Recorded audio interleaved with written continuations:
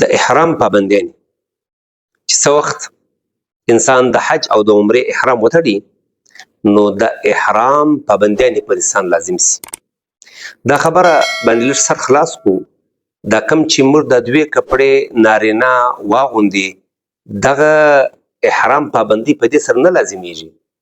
دا د احرام لباس دی. د احرام چې کوم ویل کیږي دا یو کیفیت او یو هیئت ته ویل کیږي چې دا انسان احرام واغوسي د هغه باندې نیت وکړي تلبیه ویله پر د احرام پابندي لازمي سوی. د احرام په پابندي کې اوله پابندي دا ده چې مخ او سر چې دا بنارینه نه پټوي او زنانې دپاره سر به پټوي. سر پټول فرض دي. مخ پټول دا به داسې پټوي چې مخ ته کپړه هم نه ولګېږي او پرده هم وسي. لکه دا د حجاب کیپ چې راځي چې دا انسان داسې ولګوي د هغه بعد بیا پر دې باندې هغه سکارپ او حجاب راوځړوي نو مخ ته به کپړه هم نه لګېدلې پرده به هم څه وي.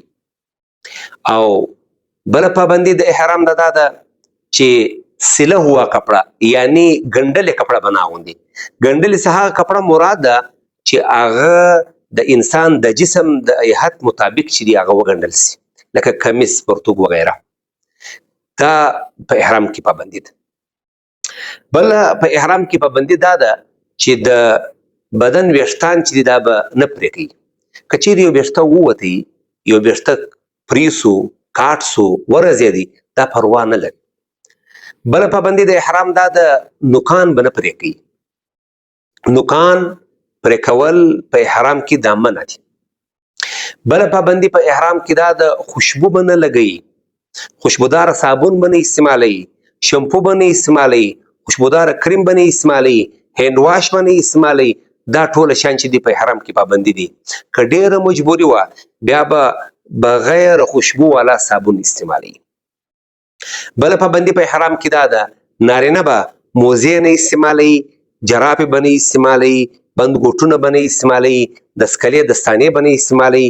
دا پابندي ده. زنانې دپاره پر دې کې هېڅ پابندي نشته. زنانې ګوټونه هر قسم چوټې هر قسم جرابې موزې دستانې ټول استعمالوی سي. نارینه به هغه چپلکې هغه چوټې هغه چپل استعمالوي چې هغه هوایي هغه د پښې چې دا کم دا لوړ اړ دی اوبري هوي اړي دا به ښکاروي. دا چې دی دا په احرام کې پابندي ده دا نسي پټولی. او د احرام بله پابندي دا ده چې د خاوند د کور والا چې الله پاک کم د محبت نسبت یې دی د دې متعلق به خبرې نه کوي. د خواهشات خبرې به نه کوي او تعلق به نه قایموي. د احرام بله پابندي دا ده چې ښکار به نه کوي. په ښکار کې به د چا مدد نه کوي.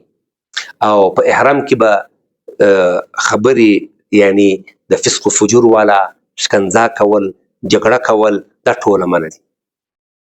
فلا رفث ولا فسوق ولا جدال فی الحج. دا د احرام پابندیانې دي. دا احرام چې انسان وتړي دا انسان د احرام په پابندي کې راسي نو دا ټوله پابندیانې چې دي د دې خیال ساتل پکار دي. دا لازم دي. بیا د انسان احرام چې کوم دي هغه مکملیږي.